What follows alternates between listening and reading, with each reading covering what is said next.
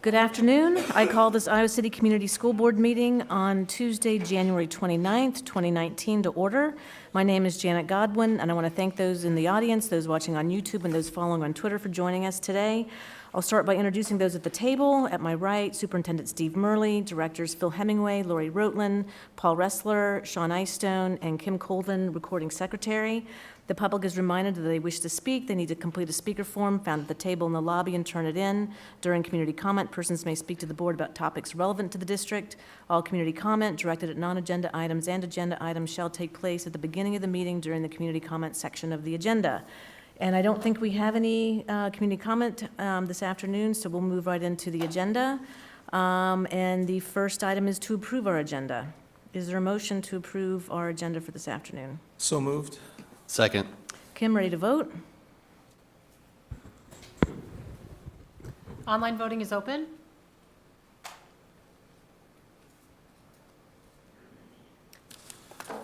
All votes have been cast and the motion carries with all directors voting in favor. Thank you. Next up, the consent agenda. Phil, do you want to give an update on the bills? Yes. We spent $2.8 million, $192,000 in GO bond funding. There were some concerns I had concerning some of the expenditures in the credit card summary, but Craig and Les got me all the answers to that. The only thing I guess I'll draw board attention to is the Terracon payment for playground testing. This time we had $5,400 worth of expenses there, so and our total with Terracon is up to $71,000, and I'm concerned with that contract from the get-go. But every question that I had was answered, and I think those answers were shared with the board, and I just want them to kind of look at that, taking into consideration what Waukee is going through and everything that way. But everything's in order. Thank you. Great. Thank you, Phil. Janet, I reviewed the bills too, and I just had two things I wanted to, I guess, mention more so than questions. I mentioned it before. Pretty much every time I do the bills, the thing that stands out to me is how much we pay to other districts with kids going open and enrolling into other districts. And I do like the fact that, in our report later, I think has some of our in and outs that we're trending the right way, but we got a lot of room to work there. So I think that's a positive. We want to keep working there. And the other thing that we spend a lot of money on is utilities, right? And a lot of days like today, it takes a lot to heat places. And again, with our facilities, which we have a report later too, and as we move forward, doing more geothermal and solar and other green type energies, I think is important because it's a significant amount of our cost too. And I just want to say that I know that we've done good things in both of those areas, but they are pretty big chunks of money. So keep doing that, I think would be good. Great. Thanks, Sean. Are there comments or items that directors would like to pull from the consent agenda? If not, is there a motion to approve the consent agenda? So moved. Second. Ready to vote? Online voting is open.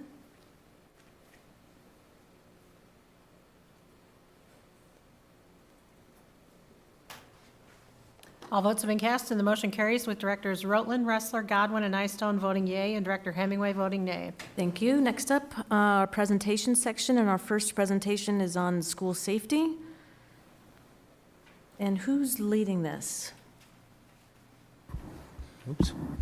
Matt, I think you and Kate have that one. We've got some guests joining us.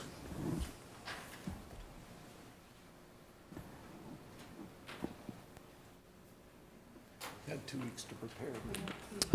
I think that this one actually arose out of a question about a threat we had, what was it a month ago already, where we had a few schools with a random call and we had a response to it. So we don't really have a formal presentation planned. We'd be happy to answer questions. I know Principal Gahan's here. Principal Browning wasn't able to make it.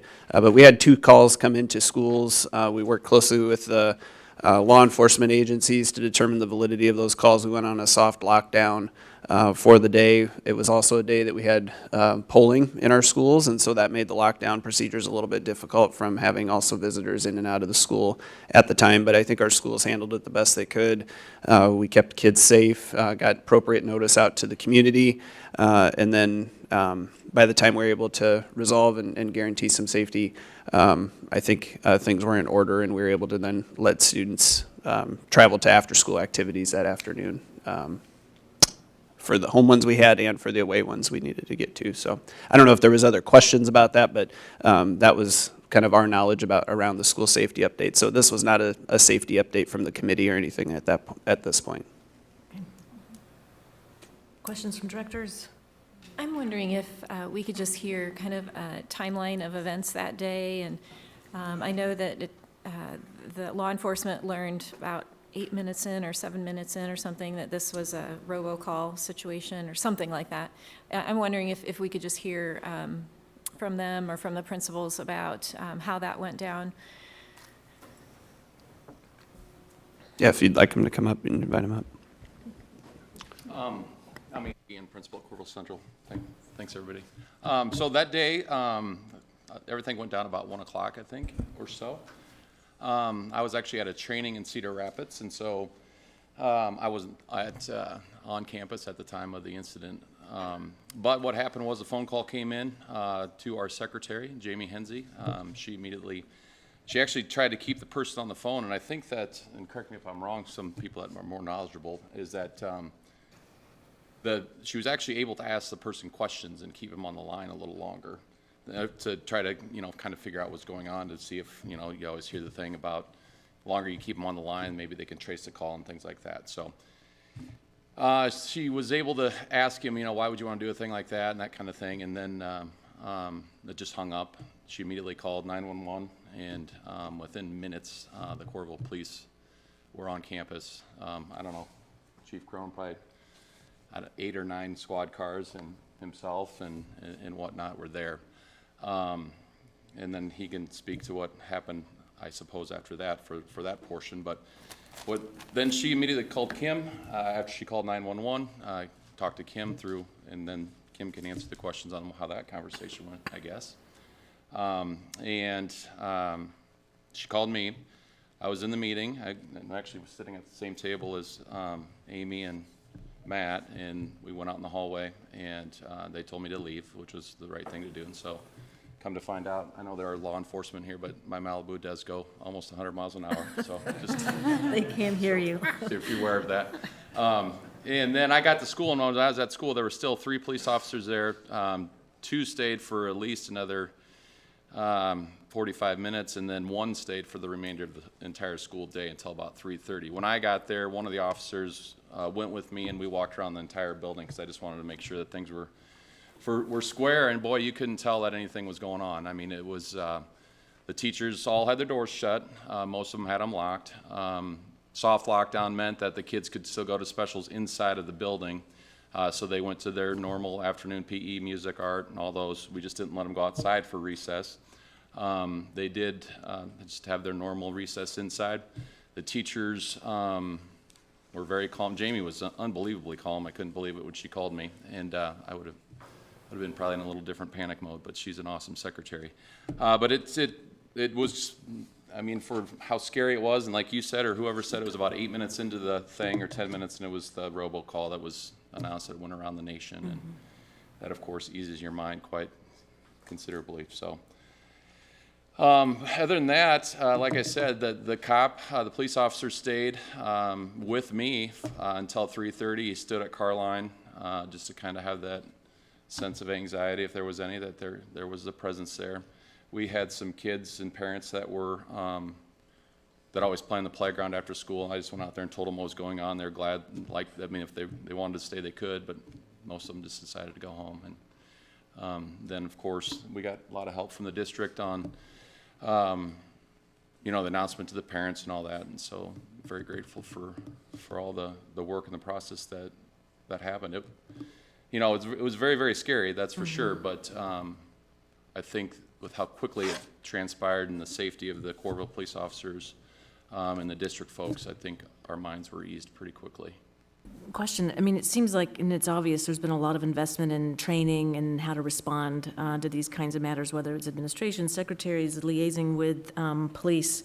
As you went through the process, and it sounds like you said it was fairly, we were able to follow those protocols, was there anything along the way that you feel like could help for a future to help improve those protocols? Anything that you learned from the You know, experience? that's a great question. In our building, we just went through the construction, and we're up to date with our security. I mean, there's very difficult for people to get into our building.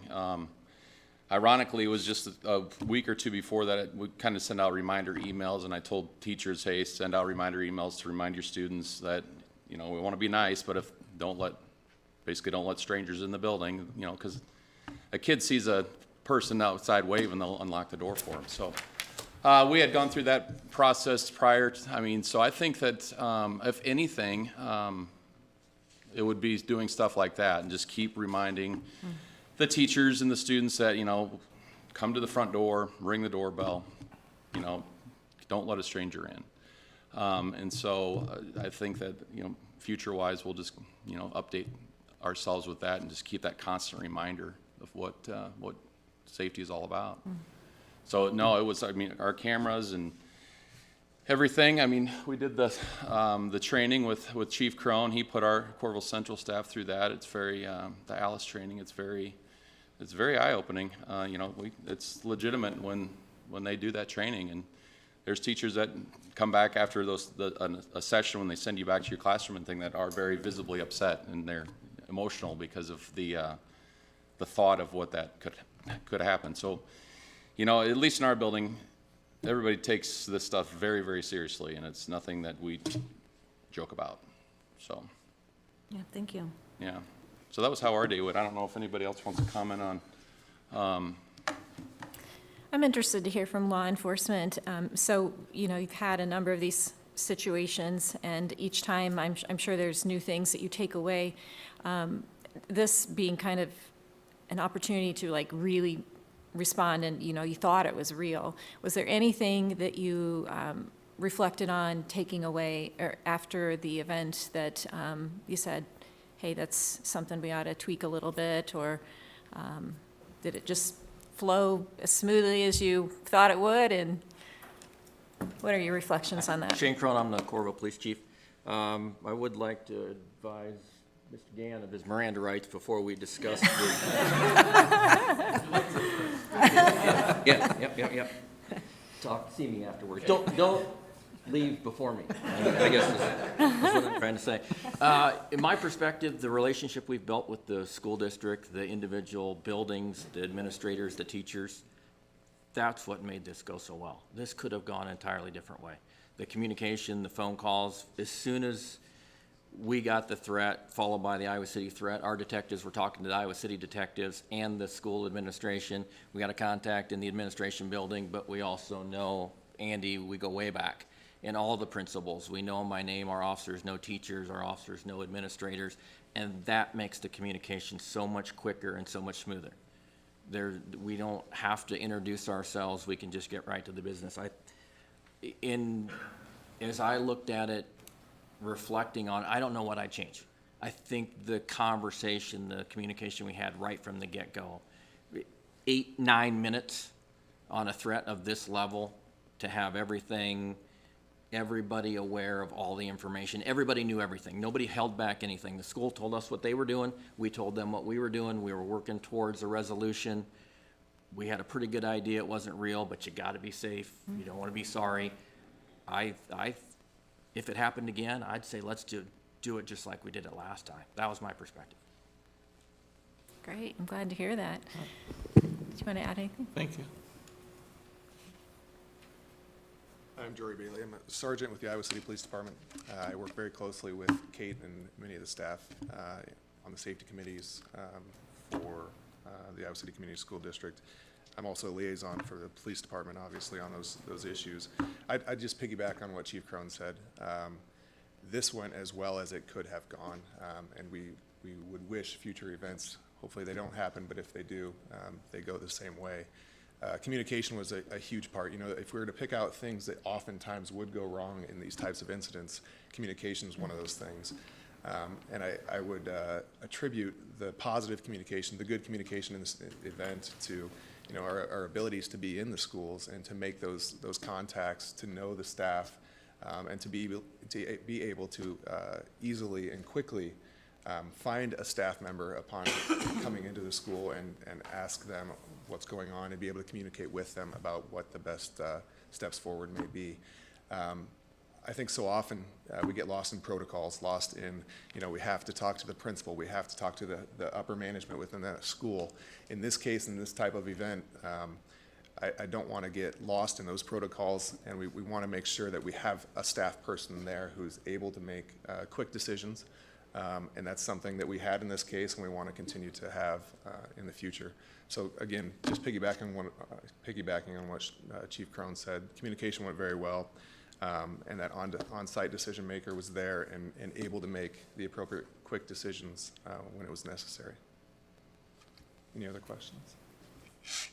I just want to thank you for putting in the time to develop what you should do in this situation, and then unfortunately you had an opportunity to put it in practice, but I really appreciate Shane Crone and all the officers that responded, and Andy, and I'm blanking on her name, Susan, and I just really appreciate that. I mean, again, it's unfortunate that you had an opportunity to have kind of a false alarm, but it really helps, I hope it helps our parents feel like when we have a situation like this, we've had an opportunity to sort of practice, and that we've reflected on it, and we feel good about our protocol. So thank you very much. Likewise, thank you to you all for your dedication to safety.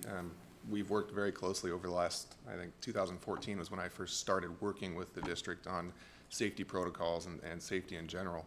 And we've made big steps, and we certainly want to continue that collaborative approach towards safety, and we appreciate the opportunity for that collaboration. So thank you. Thank you. I can say personally, I feel much more assured that we've got these kinds of relationships and the ongoing partnership and working through building these protocols, but not just the protocols, as you said, but the trust and in the human relationships to actually follow through and do what needs to be done. So makes me feel good to know that you all are there and working with us on this stuff. So thank you very, very much. So, and it is emotional. Gosh, I'm sitting here trying to play this out, and it's hard to consider some of those scenarios. So again, thank you for all that you do. It's really reassuring.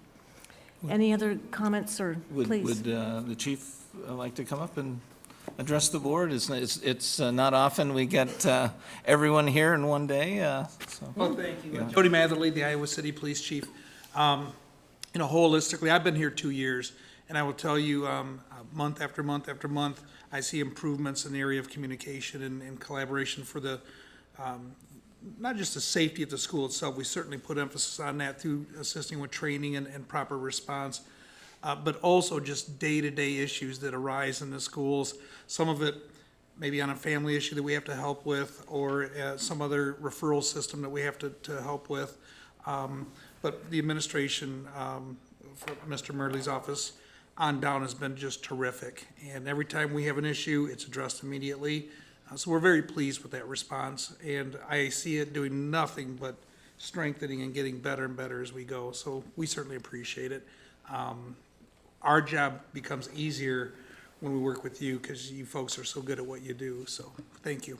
Any questions for me at all? Well, I just want to thank you and your department, and just to, what do I want to say, something that identifies just where we are in our modern day life. The ushers at St. Mary's went through Alice training with your instructor. I forget her name at the moment. Ashton Hayes. Ashley, yeah, did a phenomenal job. But when we started having Alice training in churches, then you really know things have changed. that way. But it was just a tremendous program, and I just want to thank you and all the other law enforcement representatives here today for what you do for the community. I know you don't get a lot of thanks, and I know you guys can't say it's too cold to go out and do things. You're there every day. But as and I'm speaking for myself, I'm sure everyone on the board just wants to thank you for all that you're doing for the community, and we appreciate all your assistance and help with keeping our schools and our community safe. Well, thank you very much. I appreciate it. So- Thank you so much. Thank you all for coming. One comment, I guess, although we're just talking about one isolated incident, that there's oftentimes at other times that we've shut down or locked down schools or had partial lockdowns, and I think the staff's tended those well. I mean, if it's a parent who's not supposed to be there to pick up a child or whatever it may be, or a suspicious person in the area, I mean, lockdowns have happened before. This is just one case that was affected the whole district, but kudos to the staff and teachers that take those things seriously and know what to do and handle the kids properly. Yeah, can we give the law enforcement representatives a round of applause? I think they kind of deserve it.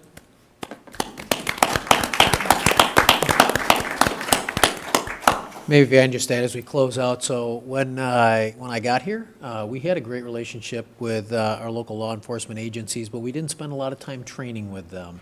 And we do that now, and that is to the benefit of our staff and our students. I think one of the things that you heard from them is it's really strengthened relationships. That's between teachers and law enforcement, between building administrators and law enforcement. There's a lot more familiarity and understanding. And I think that makes it much easier for us to deal with these kinds of situations because the communication is much clearer, the expectations are much more straightforward.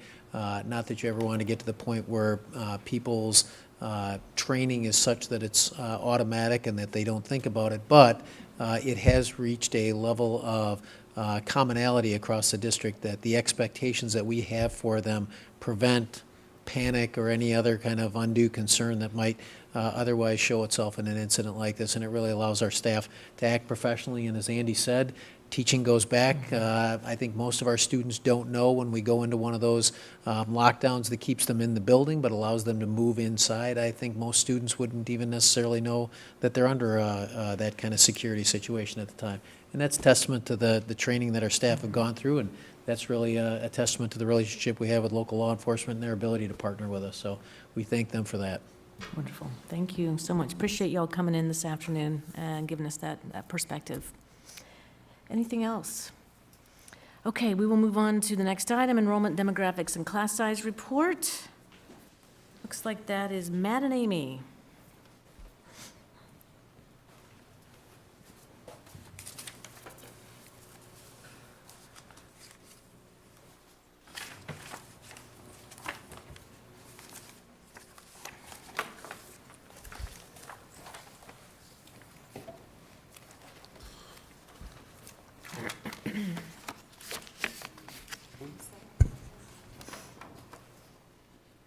All right, thank you, guys. We'll try to keep this short and sweet if you'd like it to be. You should be familiar with the structure of the report. It's the same one we've been delivering to you here every winter. Usually it's a little bit sooner than I think we're giving it this time, just with the meeting pushback, and I think we bumped it from one agenda. But you have information in there surrounding, just like it says, enrollment, the demographic makeup of the district, and then some of our class size information. So we'll hit the highlights just in a couple slides here, but would certainly be happy to take any of your questions. The first thing we pulled out to highlight is the certified enrollment, and that's how we are able to figure our funding for the school district from that number, but also within there some other terms that sometimes people either confuse or kind of run together would be the headcount information. So you see the first number there of the 14,285.06 is the certified enrollment, and then you actually have the headcount number, which appears a little less because of that difference between, like we said, actual students and then how they're actually weighted for funding. And then there's also other agencies, like it says there in the third point, for like Grant Wood, that use an alternative weighted form of enrollment called Students Provided Instruction, and you also have that number as well. In the very back of the full report, you can kind of see a breakdown of how those numbers are tabulated within the organization. This second slide here just shows you the head count that's also provided in the full report. as far as the trend from 2009, 2010 to 2018, 19. And you see that this year we've had an increase of about 1% with 144 students overall with just straight headcount. Open enrollment statistics, Sean mentioned this in a couple of his comments here. We've actually started trending the right direction in open enrollment. We think this can be attributed to a couple different things with opening of Liberty High School, some of the things we've done with class size reduction that have intrigued people to either stay in the district or not, or choose to open enroll into the district because it's been effective on both sides. The students were no longer losing, and then students were also drawing into the district. But you can see from just over the last couple of years, we've decreased that by about 30%, a high of the 451 down to 288. So we're excited about that because obviously that means more dollars staying in the district, and we think we offer a high-level program obviously to our students, and are happy to see that we're able to extend that opportunity to more students overall.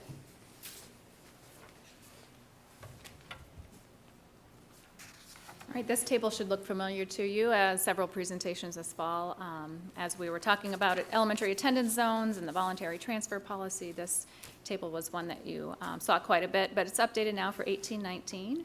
And this shows essentially the students that are not, the percent that are enrolling to a different building and or enrolling into another building. So oftentimes we want to jump right to that number of 761 students, which is kind of this bottom corner area here, and assume that that's all voluntary transfers. And while that makes up the majority of it, remember we do have some of our students placed in our buildings for special education programming and a few students around for English language learners programming. Students transferring to a school outside of their catchment area range from about 1.5% at Southeast Junior High to 22.7% at Kirkwood Elementary.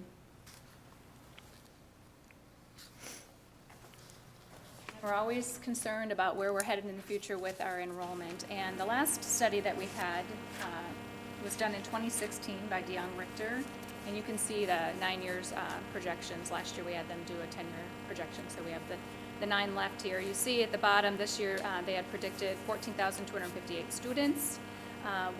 That was overshot just by a bit, quite a bit actually, 140 students there.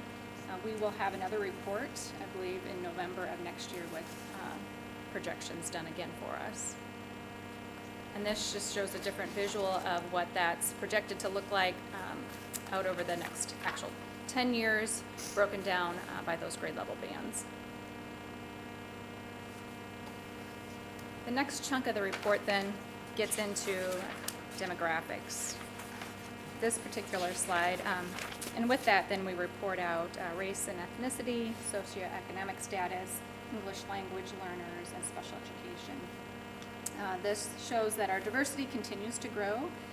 This is table 14 from the report, and our total minority population increased by 2.4% over last year, and we saw increases in our populations, multiracial, Black, and Hispanic populations. Table 15 then would show the breakdown by buildings. So real quick, the next two slides in the presentation and following in your report there talk about socioeconomic status. You see that the low SES number of students in the district climbed to 38.9%, about a 4% increase from the year before. You guys are familiar with the building by building breakdowns. We spent quite a bit of time with that with the summer and fall data around elementary attendance zones. And then our English language learner population as well, a huge increase since 2009-10, so over almost the last decade, close to a 500% increase in that population of students, up to speaking 94 different languages in their homes within the district, obviously with Spanish being the highest, but you also see the nice little pie graph there with some of the other ones as well. The last part of the demographics section, like I shared before, is around our special education students, and our percentage of students served in special education has continued to decrease over this 10-year period from a high of 14.4% in 2009 to 9.6% this year. You see a couple of different enrollments shared there. Again, this special education headcount versus that weighted headcount or that weighted enrollment, and then how it compares to the district's weighted enrollment. And then the last section of the report gets into class sizes. And at the elementary level, you're well aware that we operate around Superintendent Directions 3J6, which help outline the class size ratios at the elementary level. We implement a RAM model, and we consider the factors of English language learners, special education students, and socioeconomic status when thinking about staffing our buildings that way.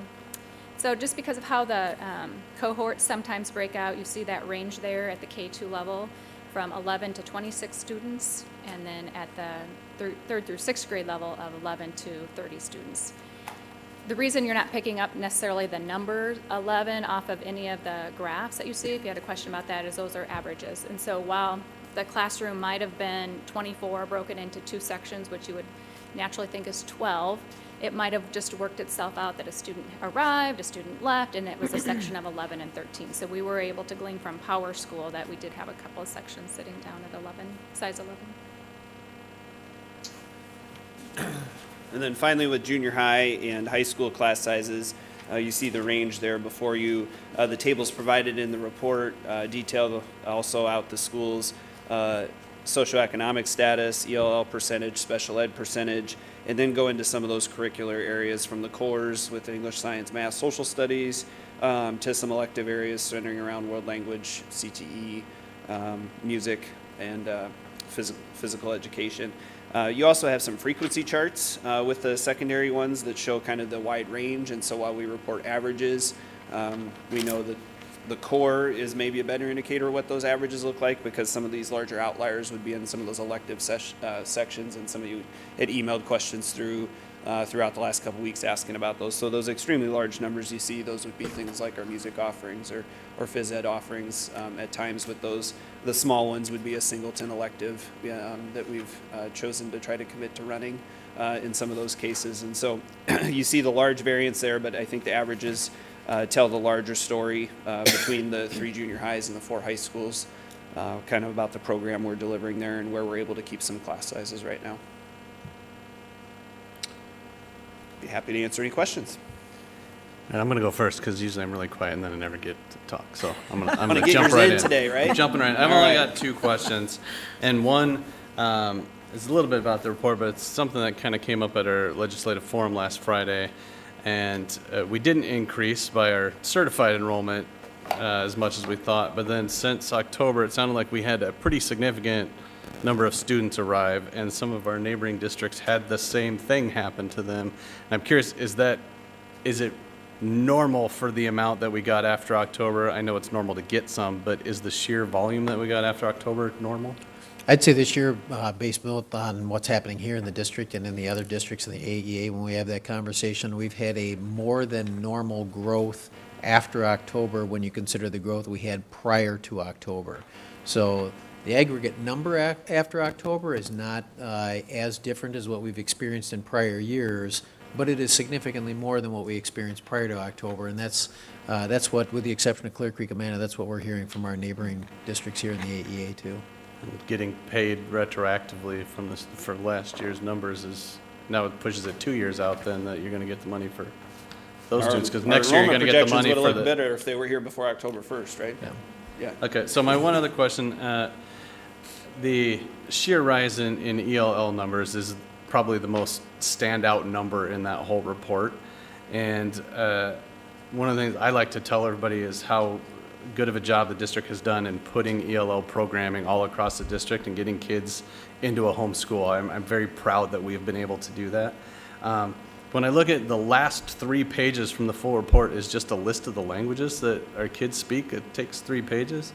What does it look like in schools in ELL programming when there's, I don't know, 70, 80, 90 languages? Don't even know how many it was, but what does that look like in practice? Big question, I guess, but. I think that's a challenge, of course, as we matriculate through the system, it's going to be a larger challenge. So at our elementary buildings, you might be serving a population of anywhere from 1 to maybe 8 different languages, where of course by the time we get to the secondary buildings, you're serving a lot more, considering that we have less. It's all about language acquisition at that time and trying to provide as many opportunities for them to understand vocabulary and just be literally drawing the connections between the spoken word and the object or the, whatever you're putting in front of them. So I think, you know, at the heart of that is what we're trying to do. A huge challenge for us is identifying students where they're at across the ELL spectrum. So when they're coming in, are they newcomers? Do they have no language in English at all? The other thing that's telling for us is if they've had prior experience or have language or started down the path of being able to read in their first language, that oftentimes will help spur on their progress in English at a faster rate. But I would say it's a challenge, and you know, when you think about being able to display just regular known objects in English, we're always having to think about what they might know as, and that would be tricky for us given the amount of languages that they have. And so Thank you. Yeah, I thought you really nailed it there. The challenges, I've spoken with a ELL teacher at the secondary level, and the challenge when you have a 16-year-old that has real language issues and doesn't know division, and they're 16 years old and they're in our system for another 2 years before they age out. The challenges we face, it's tremendous, and the staff is. I know the instructor I spoke with was really frustrated with trying to bring this student up to speed in the time that was required. So it is hard, and they are doing a good job. You're right, Sean. Maybe one thing to note is that we're looking for silver linings in our budgeting process with the state, and a few years ago, the state did recognize that it can take a substantial amount of time for a student to become proficient in English as a second language, and so they did provide us a greater latitude for funding for those students, and a reminder that we do have that opportunity to go back annually to the SBRC and ask for assistance, because we do spend more than the state allocates us, and those are two things that the state has been helpful in allowing us to provide a more comprehensive set of instruction to those students who need that assistance. I have a couple of questions. Homeschool programming. We all know that that's something that quite a few students are transferring out for. And we've talked about this before, and I just want to make the point again that, you know, again, we're seeing that. And I don't know if you have any comments on that you want to make. A lot of people going to Mid-Prairie. I assume a lot of people are going for their homeschool programming. I am a little concerned if we move our homeschool programming into a sixplex that's not going to help us in that area. I know it's just temporary, but... We actually think that'll help. It'll provide us more space than they have right now. It'll actually give us the opportunity. A lot of our homeschool students participate in dual enrollment. The things that they're most interested in are specials classes, art, music, and PE, also instrumental music. One of the things that we've struggled with is where do you take those classes? And so we either assign them to their home school if they live in the Iowa City Community School District. If they live outside the school district, we look for a school that has space to accommodate the student who wants to take that. We're now looking at actually working with Shimmick Elementary School, staffing that appropriately so that those students could literally walk across the parking lot and take advantage of that dual enrollment programming right there at the school. I was just at Shimmick yesterday for a staff listening post. They're excited about the opportunity to provide that service. They, of course, have had a few kids over the years who are Shimmick residents who are also homeschool students who they've accommodated that way, and they really think that there's an opportunity for the school to partner with a homeschool assistance program and hopefully make that process a little easier. If you're driving into the district from out of district, or even if you're driving into the homeschool assistance program from somewhere else in the district, to not have to make another trip to participate in dual enrollment, we think is going to be really attractive for parents, just in terms of the efficient use of their time. So we're hoping that helps. Again, having some extra space, we think would also be a big plus. We know that things that they've struggled with, we have a lot of homeschool families that have younger siblings, and if they come and they drop their student off, where do they go while they're waiting? depends on how long they're there. That can be a relatively cumbersome process for them to manage from a family logistics standpoint. So we talked about that opportunity to create some space there so that there's some waiting area, which would be more family-friendly for younger children. So that makes it a little bit easier for them to participate in the enrichment classes that are on site. So we're hoping that the facility actually adds to the experience that they have, both in terms of size and scale, and then also the programming synergy that comes with that. And I might just add that I hope we're doing some outreach to those families who are choosing Mid-Prairie, because I imagine that they look at a sixplex versus an entire building, and, you know, it's not the same. Sure. And so they're going to probably very quickly say, no, we'll go with the. Well, and clerk, families talk you to know. each other, and I think we've done a lot of work with our current homeschool families that we do serve. And so I think the amount of engagement and communication we've had with those families has helped spread a positive message about the investment to that program locally. And so I think that's one of our best tools too, Lori, is not only reaching out to the ones we've lost, but making sure we take care of the ones that are Yeah. in and building that, and that they're feeling good about it and sharing that with their neighbors as well. So in the survey there, you can tell it's one of the top 3 reasons from, you know, why we do lose students, along with large class sizes and schools being big. And, you know, I think we're trying to actively do what we can about all 3 of those items and continue to address that. And that's why we see the trend at least moving in the right direction for now. You know, we hope it continues that way, but we know over the last 10 years, you know, it's went back and forth at different times, so. I would also add just a big kudos to both Kate Callahan, John Nettie, and Ann Langenfeld, who all kind of oversee, as well as Diane on the curriculum side.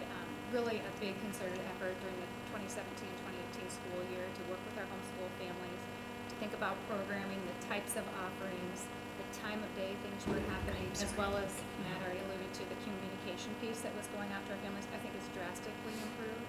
And so whether that just going to take some time with word of mouth, but I do feel like we're in a much better spot with where we've been recently. Great, glad to hear it.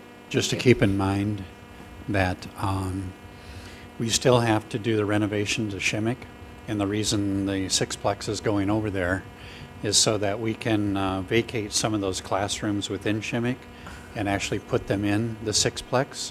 And so the whole idea is that currently the homeschool assistance program is using 3 to 4 classrooms in Trek, and we plan to dedicate those classrooms to the homeschool assistance program, but we'll also be using it as a transition schoolhouse for a short period of time until we can free up the entire facility for their use. So it will go in stages, but just keep that in mind that that transition has to occur. Thank you. The second point I wanted to just point out is that there's a number of students that are transferring into Liberty, and I know we still are in this situation where we have seniors that are allowed to go to West, but next year, of course, we don't have that anymore. And of course, we closed open enrollment into Liberty, and I see that we still have 69, if I'm reading this correctly, 69 students that are transferring in. And I'm just wondering, are those primarily seniors? Or if they're younger students, are we going to allow them to continue to stay throughout their entire high school if we're at capacity, which it appears to me we are? Yeah, so I know we have a larger voluntary transfer conversation come back on the 12th with you guys, but I think it's a couple things. You not only have the upperclassmen students that you're accounting for in there, but then also some of the hardship exceptions that students have applied for and been granted to attend there as well. So you're right, we are closed to voluntary transfers and open enrollment outside of those situations for the students that have been accepted in. And so I think that's what that number is reflecting in there. I think we also have another scenario we'll talk to you about on the 12th with students have been there that have now had their attendance area changed, and how to handle that, and what we're proposing to how to handle that for those students. So that number will also probably, you know, change accordingly to how we handle that on the 12th. That's a good point, yeah. Thank you. Yep. I just had on page 44, it's table 33, the Kirkwood Regional Center academic year numbers. These are original enrollment numbers in the classes, right? This isn't people that successfully completed the course? We draw these in the fall, try to do all of this data pull about the same time in October after we have the certified enrollment numbers. So this would have been reflective of that October timeframe when we built this chart. Okay, so the numbers could be less than what are here, the kids that drop, or they normally drop before then? There could be less. They could also be more from students that decided to enroll for the second half of the year. But yeah, there could be a few less there for students that have dropped or not been successful. I'd be interested in the actual completion numbers of the courses and everything there from the regional center that way and look at it. But I just look at, advanced manufacturing, that's welding. No one from City High took that, although yet there's 3 students that are in transportation collision, which requires a ton of welding. And I just have always been kind of frustrated that the underutilization or how our schedules don't match up or whatever, but it just doesn't seem like it's working, and I really feel we've got to get our prerequisites at our buildings that meet a 5-minute bell schedule that then get students more interested in these STEM and trades curriculum, and we get some there, because really when you look at the major courses that are taking their Arts and Science Academy, and that's where the big numbers and computer networking and those things. Can I go back to open enrollment for just a second? We're really piling on that topic, but some of these, we're going to have a hard time influencing. If they work in a different community, I mean, that one feels harder to influence, and I know that's a smaller number, but, and even the schools are too big, feels like that's just, we've got our schools, and I mean, that one might be hard to account for. But I'm curious if we dig into and get a better sense of the sentiment around, I feel that the programs are better at the receiving district, or the other one is just sort of generally, I feel that the receiving school is better for my children. Do we get any more granular sentiment or even specific programs people are listing that the receiving school has that we don't? So interestingly, we're trying to get more information from those who have left, and perhaps because they've left, they're less interested in working with us, but so we send survey information out. The response rate's relatively low. When you come in the door, I actually see Ann and Dorian when you walk in the door to visit the district. They did a wonderful job actually reaching out individually to people who have left the district to make sure that we've got the appropriate email addresses and phone numbers to find out the best way to contact them to get that information. Our response rate on to that is very low. Yeah. So we continue to try to get some exit survey information. So as you said, from a granular standpoint, to better understand it, that puts us in a better position to respond to it. Yeah. Janet, one thing I would just share too, I think like Steve said, we're doing much better on getting this data back. This is probably better informed data than you've seen in our enrollment reports the past 2 years. But the other thing I think we should consider is in Iowa City with our music programming, our athletic programming, and we built a 3rd high school for more opportunities for students to be able to participate in those, but we have highly successful programs. Yeah. And so it's a family decision for people to decide, is this something that I want my student to be a part of, or can they even crack to have the opportunity? Because some of those are very exclusive on, how many kids can compete on a basketball team, or how, can my kid be the chair they want him to be in the orchestra or in the band. And so I think all of those things influence some of those decisions, and, it could be different for every family, but we'll continue to try to drill down and see what some of those reasons are if we can address them. Yeah, it's just to get, this is obviously a goal of this board, is to try to drive down the enrolling out, and just more data that we can really parse through and make some active, decisions around to try to change some of those decisions would be. Yep. We're working on it. Right, I follow. That's great, thank you. Any other questions on this report? I want to thank you for this report. This bet. report is, this and the student achievement report are my 2 reports I have with me all the time. Favorites, is that what I heard? They're my favorites. All right, So we'll take it. I keep them It's with on me all record, the Matt. time, and I refer Yeah. back to them, so I appreciate all the work You bet. that you put into it. Thank you, Laura. Thank you. Okay, moving to the annual facilities plan update. All right, thank you. We don't have a formal presentation today because I know you want to talk about grant. But I thought before we did that, I'd fill you in on some of the other projects so you'll know where we're at with those projects. Currently, we have Man, Lincoln, North Central, Southeast, and Alexander under construction. And all of them are moving along fairly well. I'm really pleased with North Central. That's looking good. And so is Southeast. Southeast, we have a little more time to complete that project, but North Central, we should be pretty good shape for next fall put students in that building. It's looking good. At Lincoln, the new media center is up. A lot of the interior classroom work's done. The old gymnasium is now a preschool kindergarten wing. It's set up that way. How they use it, I don't know, but that floor is raised, and the ramps are in, and the new entrances and all that are looking pretty sharp. At Man, I sent some photos to the staff today. They're actually grinding terrazzo floors on the 3rd floor and placing terrazzo floors on the 2nd floor. So that tells me a lot.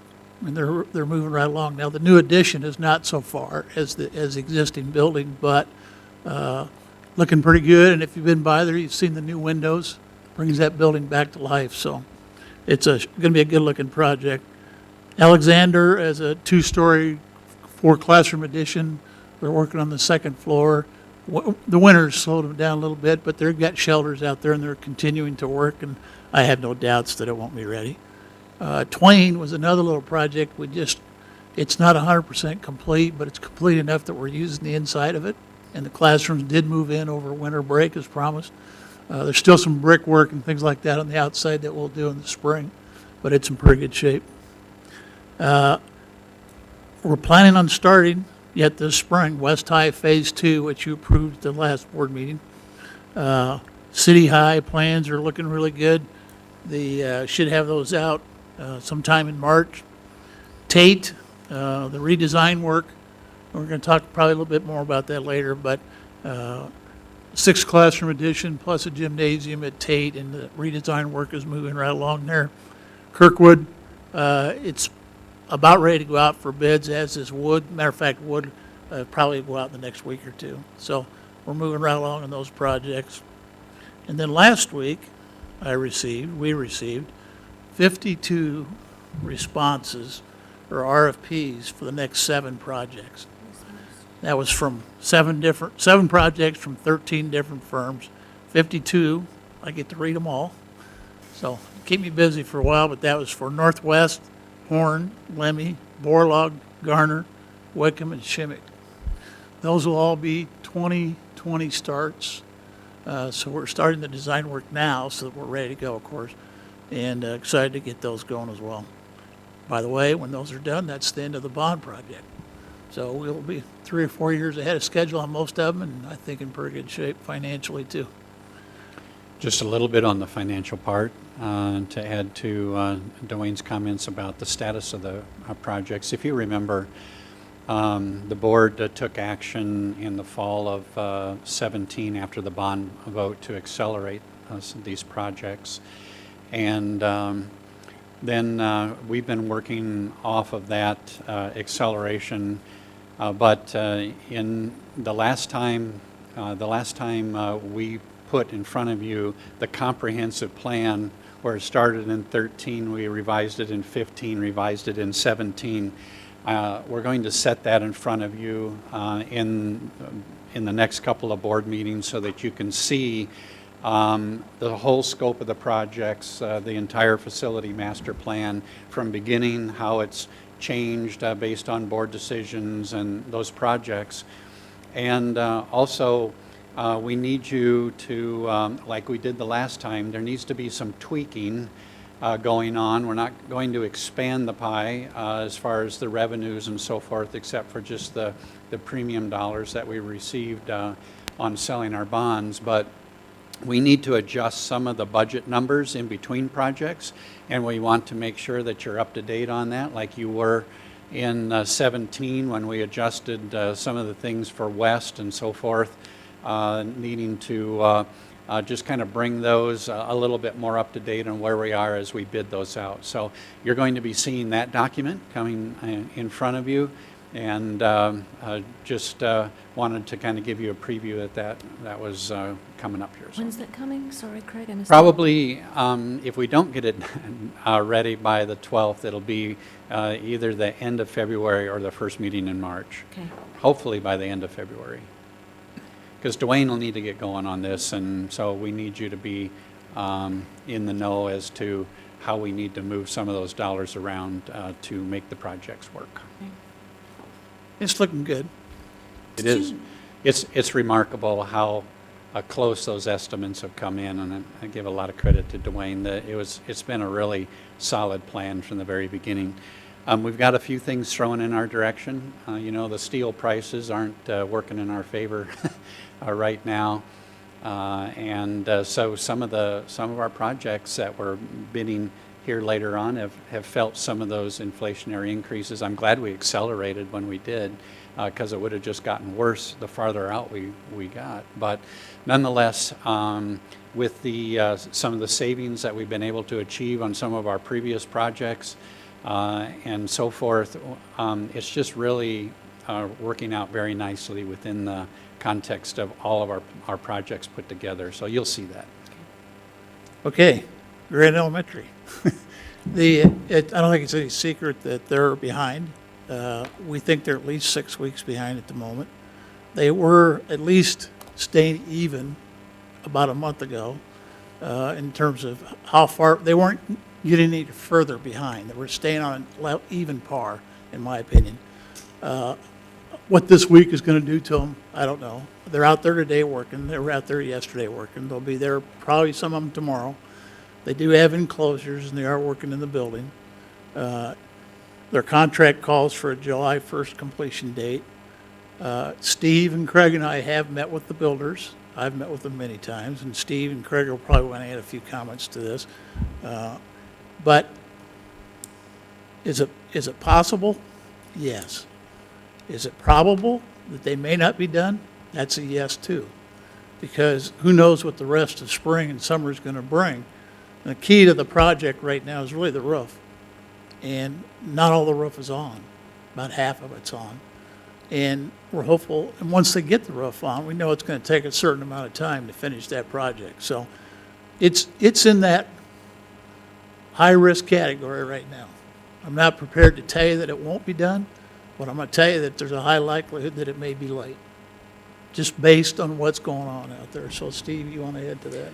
So we are meeting with the builders on a regular basis to get updates and progress reports from them so that we can get some benchmarks. I think one of the things that's important to understand is not only do we have a completion date when they're done, we go through the punch list, we take control of the building, but then we have work that we need to do internally that our staff needs to do that includes prepping the building, moving materials and supplies for staff into the building. So we've got a window beyond when they complete before we can actually begin to hold classes in there. So Craig and Dwayne and I have met with the builders. Amy and Craig and I have met to talk about contingent planning for what happens if, as Dwayne said, maybe not prepared to give up on it yet, but at the same time, I think if we do the hope for the best, plan for the worst, we're going to find ourselves in the best case scenario. So we've already had conversations with our building administrators up there. We're starting to look at where the deployment is for modular units in the north half of the district.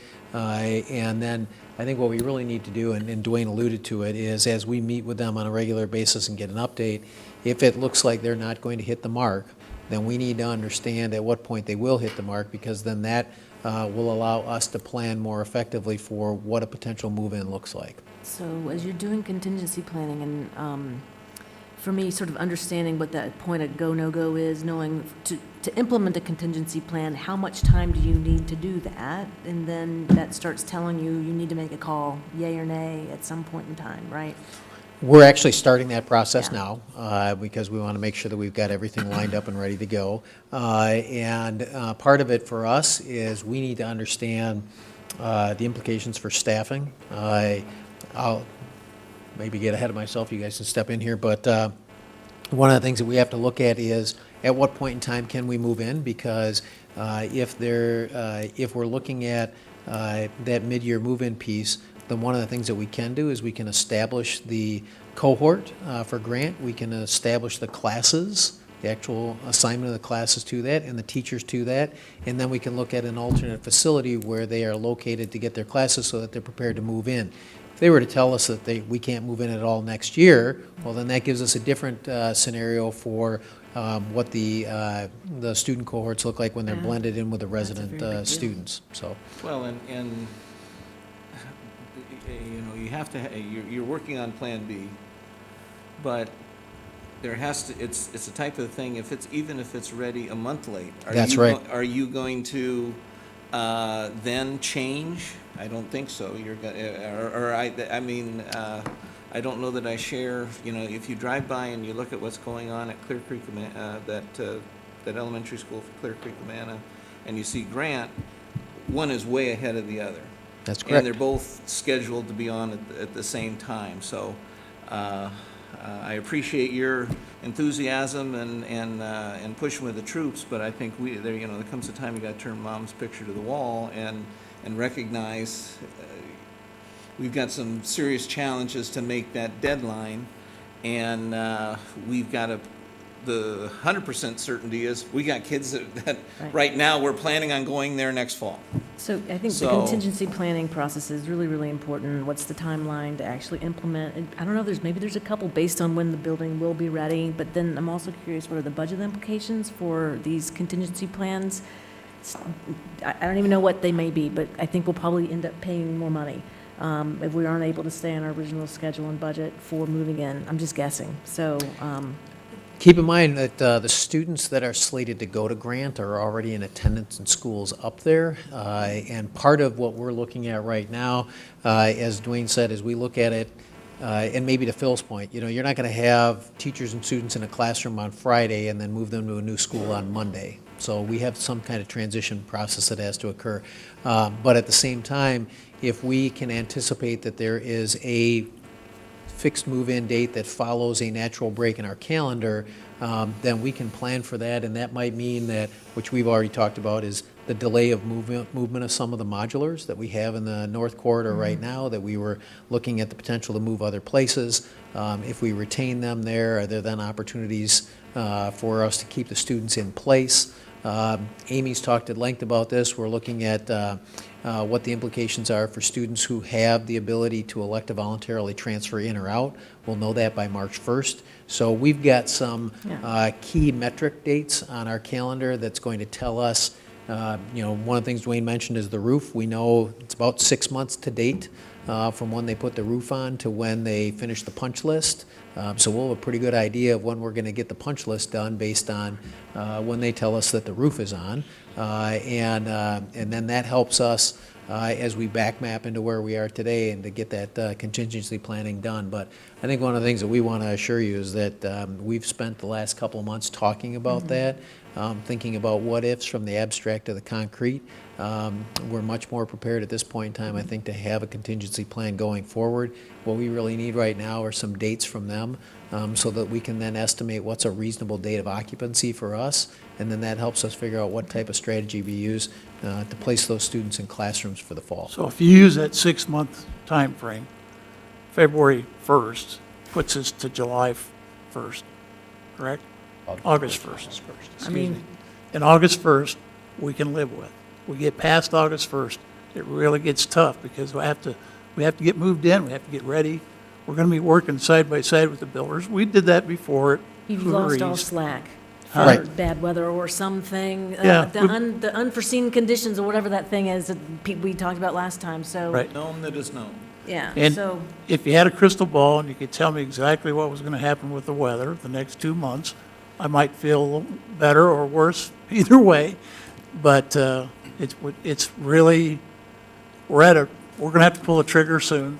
And I think you need to know that we have a lot of backup contingency plans, the what-ifs, the scenarios we've been playing, because if we delay that, it has an effect on Kirkwood, because I need modular units at Kirkwood. So it isn't just one school. We have to have backup plans at our other projects as well, so. the ripple effects, so those plans, I'd love to see the timing, the budget implications, if any, and whenever those are ready to share, I think be fantastic. We're meeting February 6th with the contractors again, the owners of the company. And just to confirm from a contractor standpoint in the delays, this is all due to weather, sort of force majeure stuff? Well, It's not any other delay for We- other we reasons? We always deal with weather, but what was different on this one was the timing of the weather. In other words, we had really bad soil conditions at Grant, so we had to overdig and bring in dry dirt and compact it and get it tested. And it seemed like every time they did that, the day they were getting ready to pour, the next downpour came. And so we had to overdig again and recompact, so there was a lot of redoing at their expense, I would say, to redo those foundations, but it was the timing of those events Yep. that made it worse. And honestly, this past month, the nice weather that we did have a couple weeks ago was detrimental because the mud was so deep out there, the forklifts were sinking past their axles.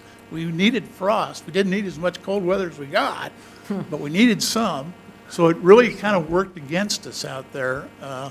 And so it's just been the timing of the events. So I was just mostly making sure it wasn't performance issues with the suppliers, that these were things outside their control, Yeah. so.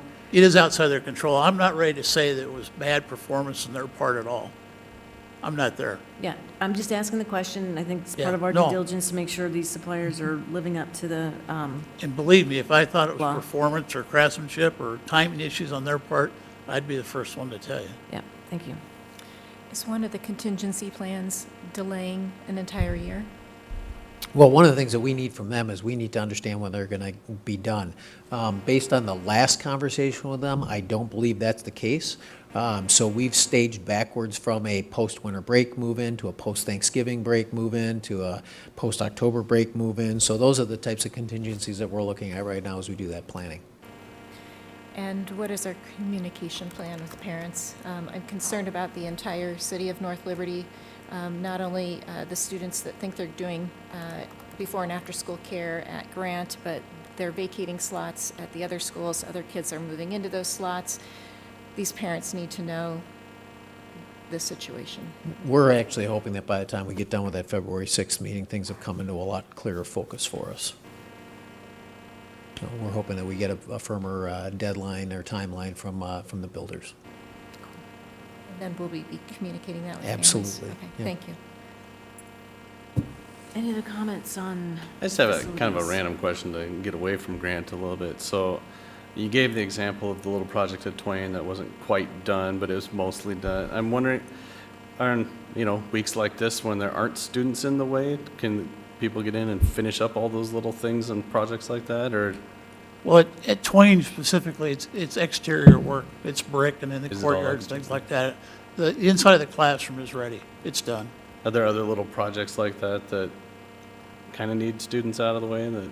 Well, we do it all the time. When over winter break, our guys are out in the buildings. We're doing a lot of projects like that. So, and I'm sure we'll be in the buildings Thursday. Our guys are coming in Thursday to work. So, but we take advantage of that. And we also have a crew. We have several guys that'll come in at 4 in the morning. So we do a lot of projects in classrooms before school even starts. Get it done, clean it up, get out before they're even there. So we do a lot of that coordination work. Anything else?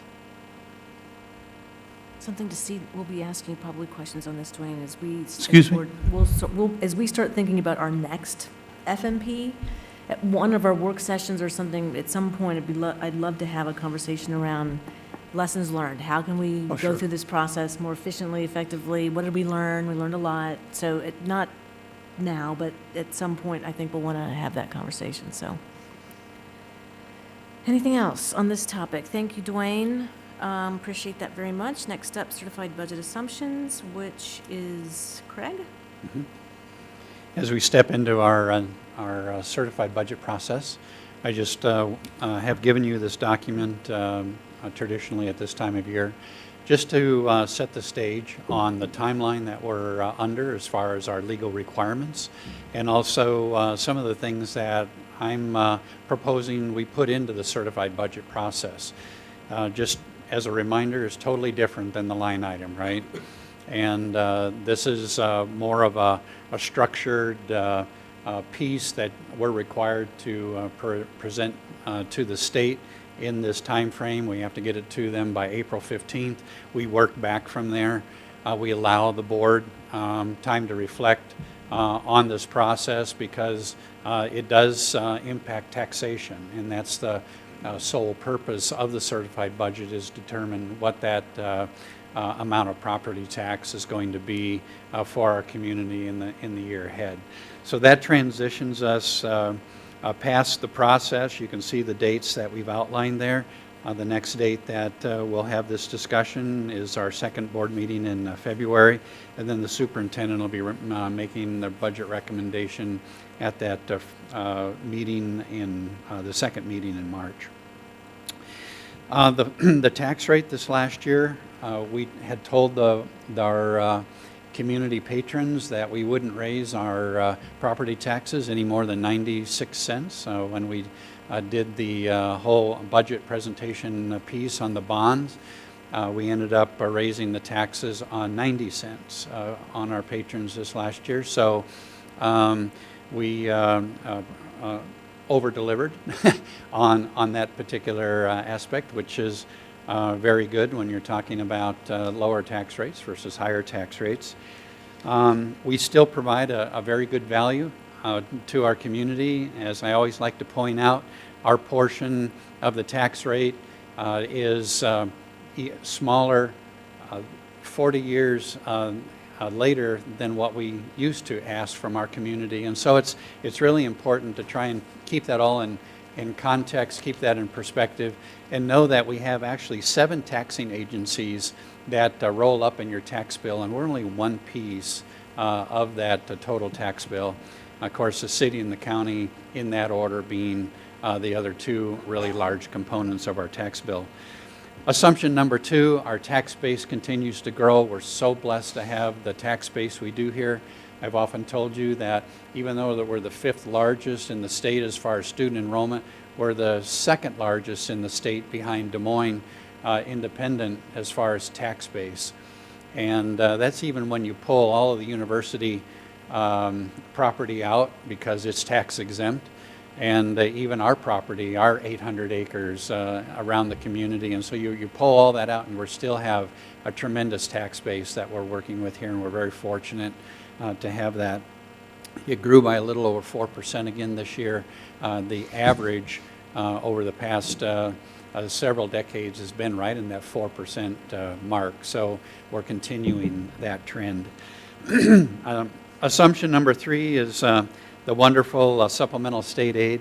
The governor did make her recommendation at 2.3%. That's what I put in these assumptions. However, I'm not convinced that that's going to materialize from talking with our legislators that represent us and the disposition and conversation coming out of Des Moines right now. And so you'll see that down at the bottom of that page, I'm proposing we use in that ballpark of about 1.75. That's where I'll start the certified budget process. And by the 26th of February, I hope to have that refined by our state legislators, and I'll be using their number then, the official number. But just know that this process requires that you be a little bit more generous on the side of the revenue, because you want to make the most of your certified budget process. So even though we're using 1.25% growth in our line item budget conversations, where we're doing our budget reductions and those kind of conversations we're having, which we're going to talk about in a little bit in our budget workshop component here in a little bit, we're using 1.75 in the certified budget process so that we can have that additional revenue as a part of our certified budget.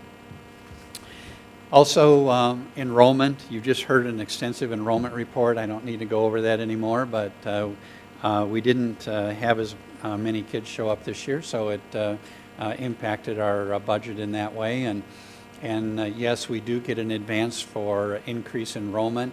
That we can bring any student growth after we certify that date into our budget for funding, and we like to call that on-time funding, which is a good aspect of what Iowa finance allows us to do. So we'll hopefully be able to recover some of those dollars if the kids don't move out all of a sudden, they just disappear.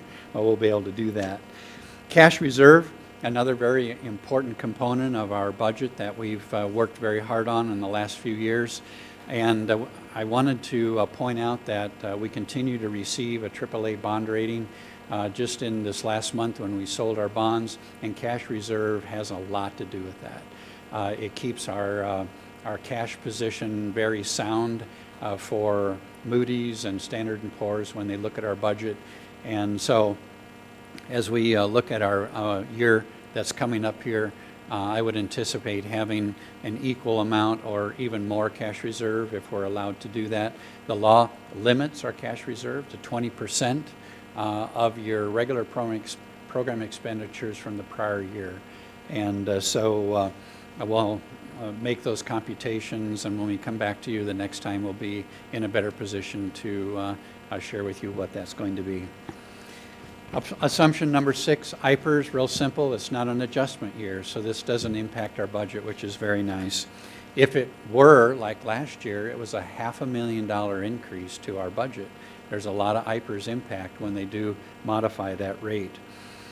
Medical insurance premiums, again, we're having a really, really good year, and the board representation to the insurance committee has been very consistent, and I'm sure you've heard a lot back from our district committee, but our claims have been running below what we projected, and we're out to bid right now for a pharmaceutical benefits manager, and we're getting really good participation in that.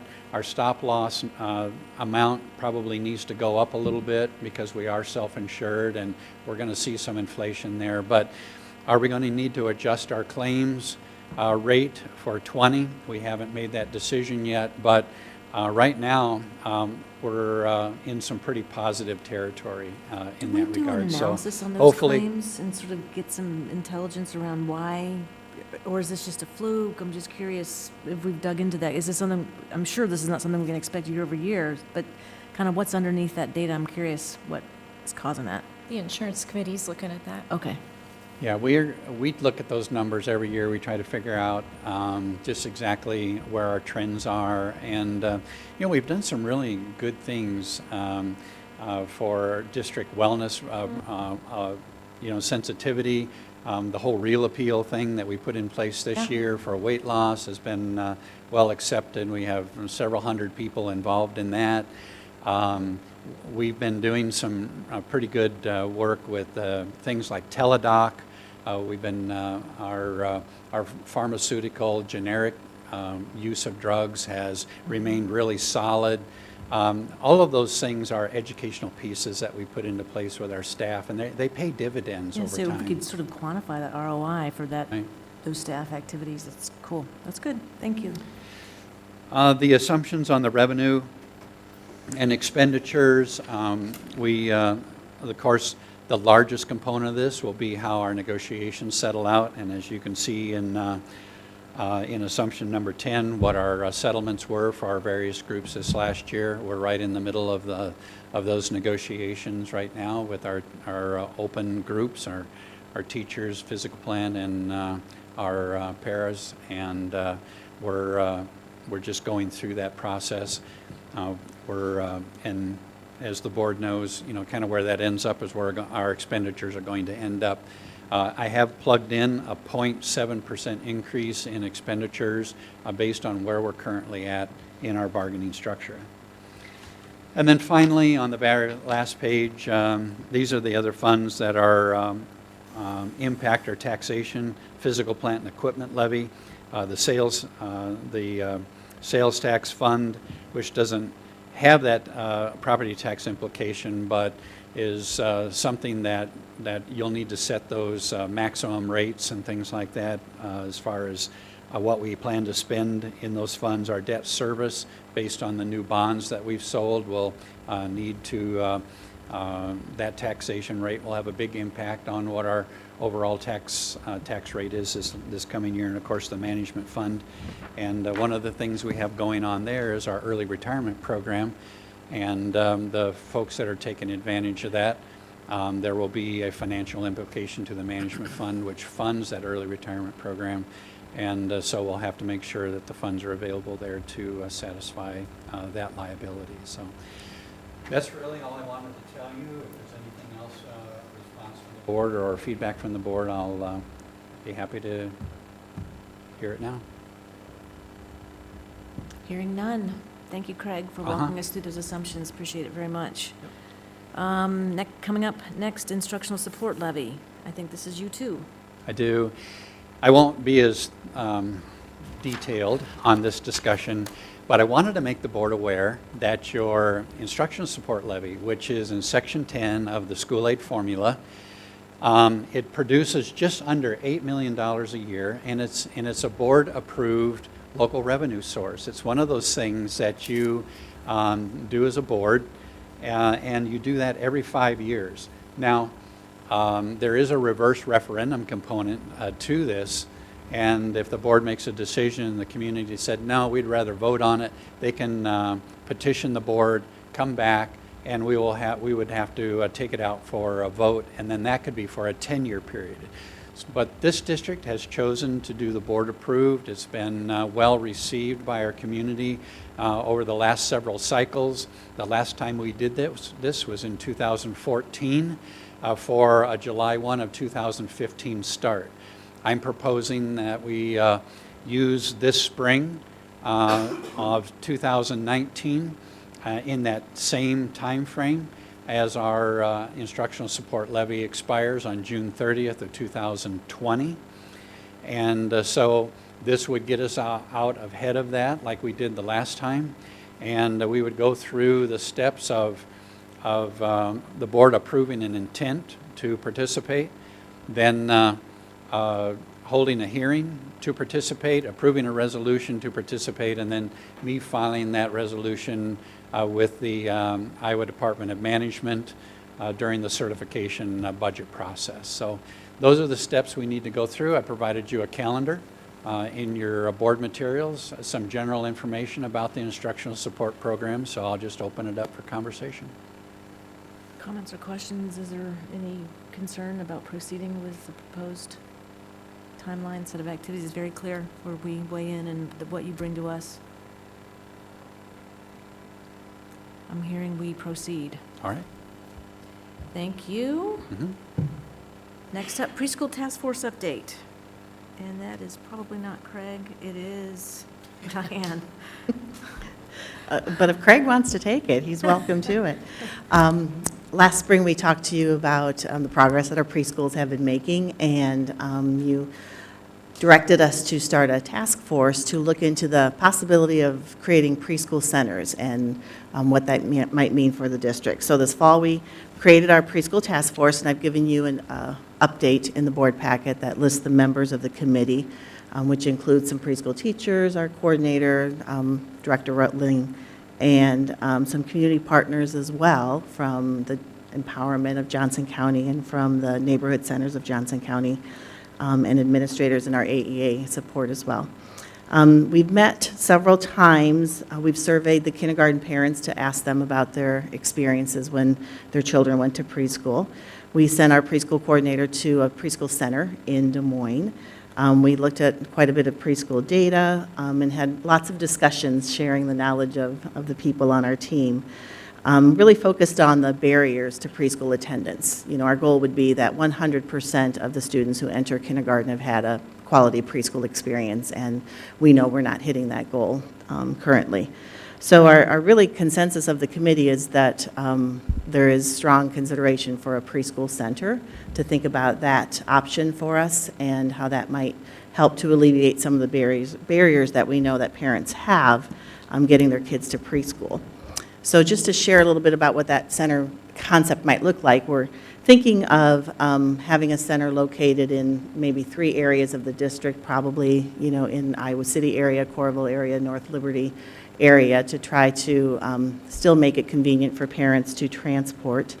And assuming that each preschool enrollment would, you know, approximate what our kindergarten enrollment is of 1,100, we'd need about 300 to 400 students in each of the centers. So you're thinking about a building about the size of a maybe typical elementary size building.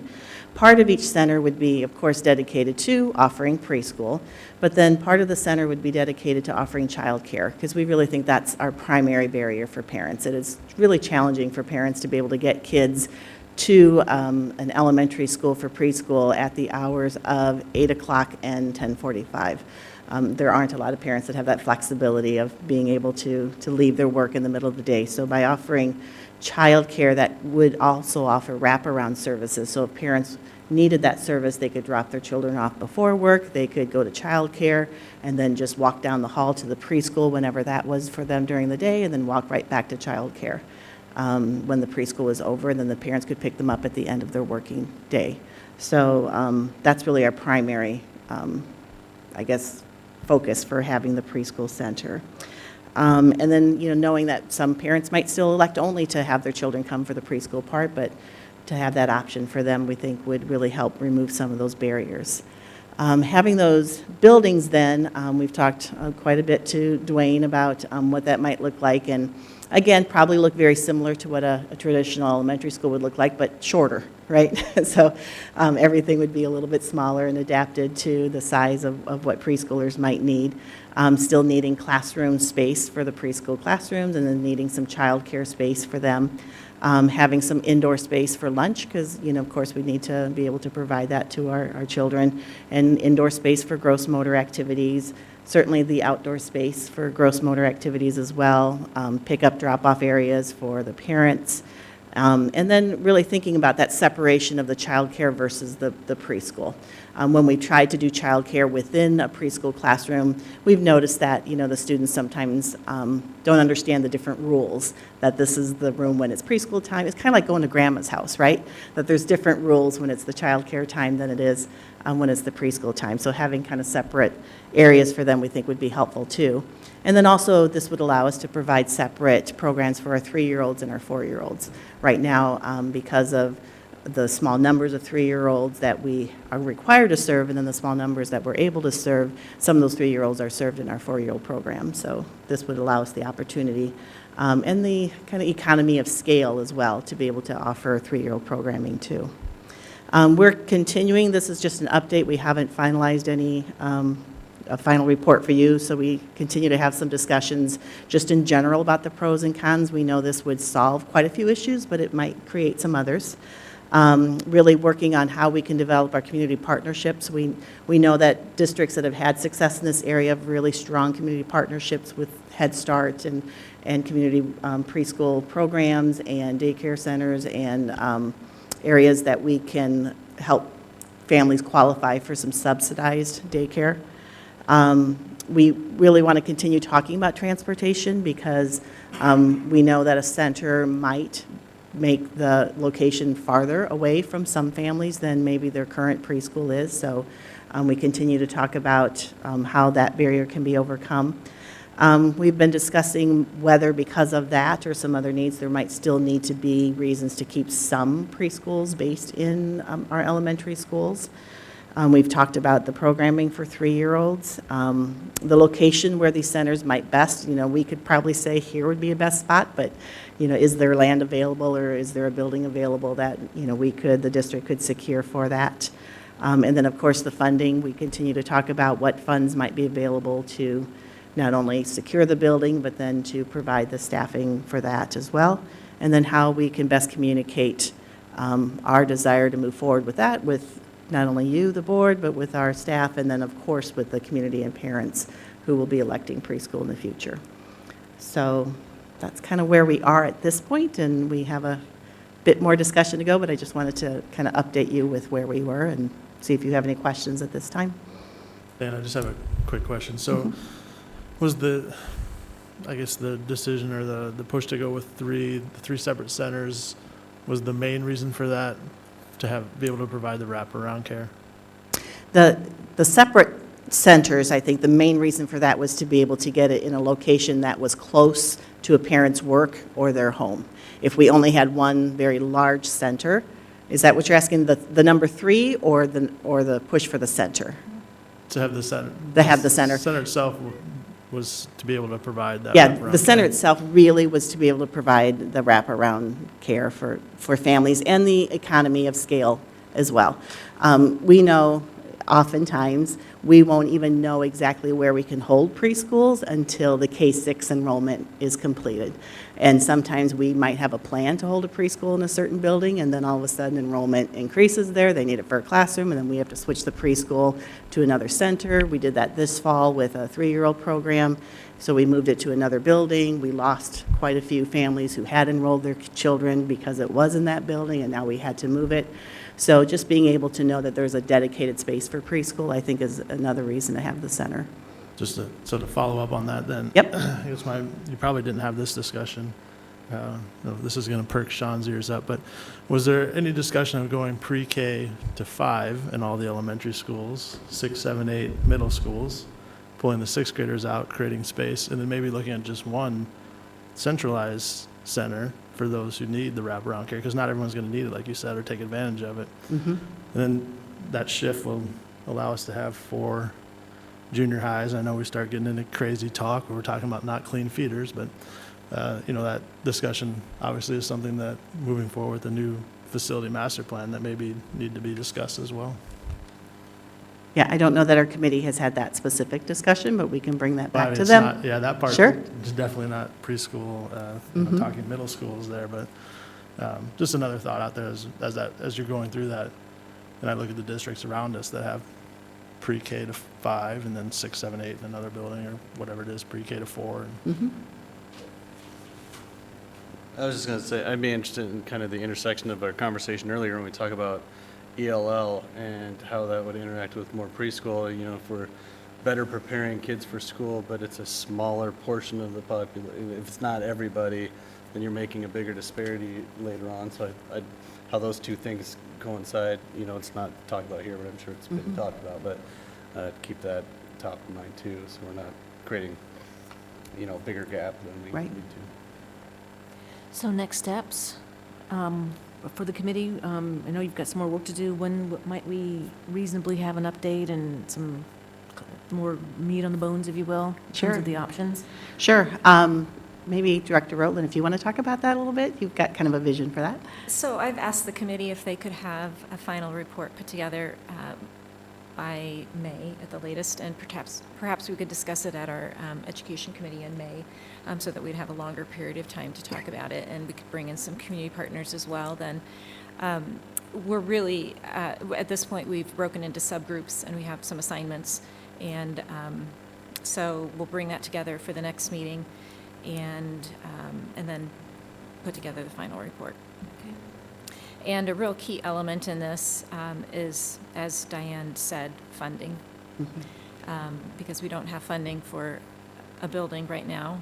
We don't even have funding for rent or renovations for a building. And also there's the element of the programming funding as well. And some of the funding could come from tuition and private pay for the wraparound care, but then to be able to bring in all of those children who we're not capturing in preschool that have some of the barriers that come with some of the opportunity gap barriers that we see. We need to have some additional funding, and that's where the Pearl tax would potentially be an element to help with that. I'd be just a little cautious on maybe going the route of hoping that the wraparound care, if it was tuition-based, would pay for it, because I think who you're trying to catch for that wraparound care aren't the ones that are going to be the ones paying tuition.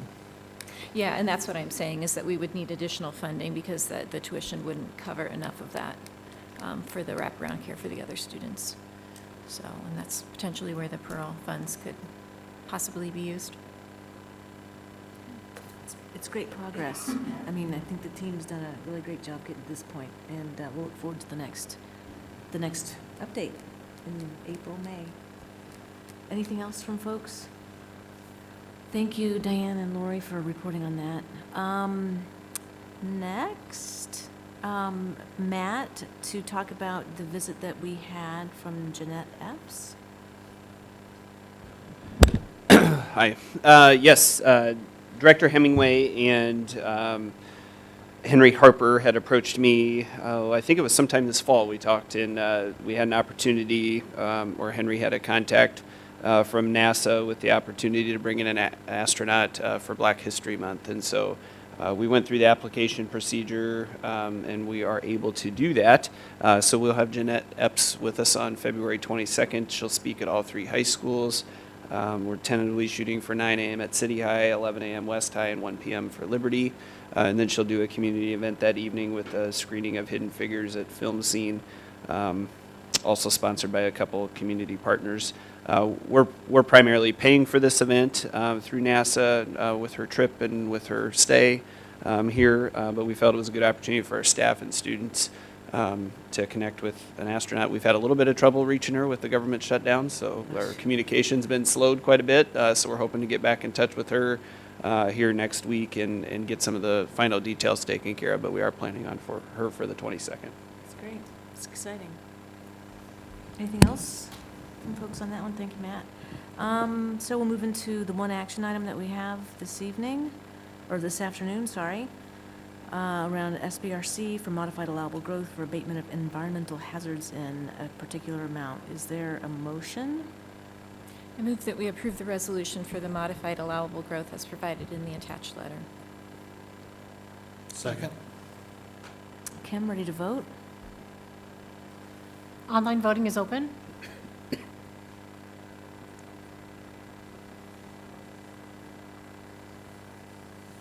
All votes have been cast, and the motion carries with all directors voting in favor. Thank you. So we move into agenda setting. This Saturday, the 2nd of February, we've scheduled a couple of sessions. The first is a closed session to have a mid-year formative discussion with the superintendent on our progress this school year for 30 minutes. Following that, we'll move into an open session, board retreat.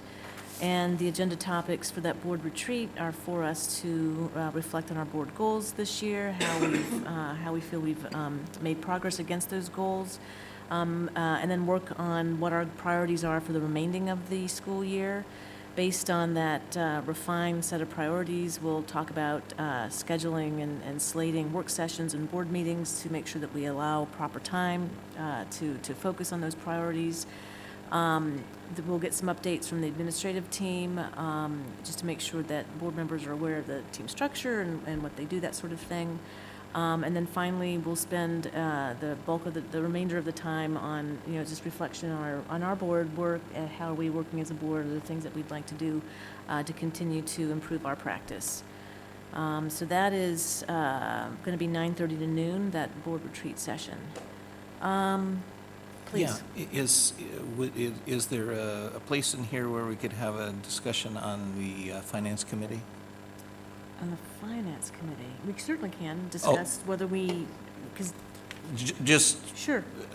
the role and Okay. that type of a thing. Sure. And I don't know if this would be the appropriate place to have a small discussion, just a kind of a discussion about our communication with the Hills Council and that type of a thing, or? Yes, in fact, I was thinking that would come out in the priorities for the remainder of the school year, Okay. Phil, because F&P was going to be Okay. a component of that, and that would certainly, I think, cover some All of the right. needs that Hills Well, raised. And I just it was sort of didn't- buried in there, but that's Sure, what I was okay. envisioning, if that's okay. I just wanted to make sure that if this was the place, make sure that we had time Yeah, for we it. definitely need, I committed to following up with them after this retreat based on that conversation that we had with them earlier this month, and so we'll definitely cover that. Great, thank you. Perfect, thanks for raising that.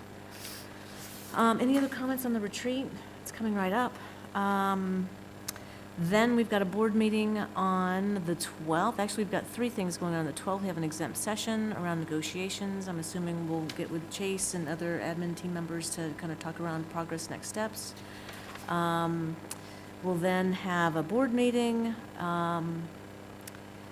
where we will have our standard agenda for first meeting of the month with focused discussions on the quarterly financial report, F&P update, and discussion items around certified budget, instructional support levy, action items, class size are the topics that we have slated for the 12th. And then we have a work session scheduled for that evening as well. And the topics for the work session include a budget discussion. I do want to note, back on the agenda for the retreat this Saturday, just for the record, that we did poll all school board members to make sure that we found a time where most directors could attend. Unfortunately, we were not able to find a Saturday where every director could attend, so fortunately, Lori's not going to be able to participate because of other work commitments. But what we are doing to ensure Lori has a proper time to provide input is she and I are going to meet on Friday, go through the topics on the agenda, give you a chance to weigh in. I'll do my best to represent, but it's unfortunate. It's really tough scheduling with everyone's schedules and everything, and so it wasn't from a lack of desire to participate. I know you really want to be there. It just was unfortunate that was the one Saturday that most members could participate. So thank you for your willingness to meet ahead of time and provide your input. That's going to be really important to the process. So just wanted to make sure I noted that. Anything else on the agendas? Well, coming? on the board meeting, and I don't know, it's not that, the first item, we had an IPM committee update, and at some point in time, we've got some information to share with the district on the IPM committee and Okay. successes and challenges still facing us that way. So And you're and not that thinking could- on the if- 12th, but it If could this be- one works, or if it would be after that, wherever it fits in, but just if not this meeting, and following one. Okay, we'll take that up in agenda setting on Monday and make sure we get it slotted in on the And- 12th or a future meeting. And one other thing I might just think, if we could get some type of a snow day talk update, since we've gone through 6 days in these last 2 weeks, just where we are. That way, schedule-wise, I've gotten some people call and say, well, are we going to cut into spring break? You know, is prom and school dances going to be considered instructional time? That type of a thing. You can learn a lot at a school dance. That's a great idea, no. Well, So Great participation. I won't go any further than that, but I think, you know, just something there to, I think we Yeah, could have an that's update good. as far as where we are that way. Yeah, good. We'll make sure to cover that in agenda setting, and I feel like maybe the next meeting would be a good time, since it's very Right. timely, Yep. so Get ahead of it. that's great. I'm wondering if there would be a willingness to move the Pearl item from the work session today to the next work session. I need to leave to attend another meeting at 4 PM and would like to be part of that discussion. Oh, sure. If I will, if that's, I know, that okay with you, I think Craig? there's some people here that were for it, but I think if it doesn't fit with your schedule, Lori, I think that's fine. Not that it all needs to be about me, but. Right, no. I mean, if you're saying just to go to the next work session? Yeah, just move it from today's agenda to the next work session. Is that okay with you, Craig? Are there others here waiting for that item in work session? I'm kind of looking out in the audience to see, okay, yes?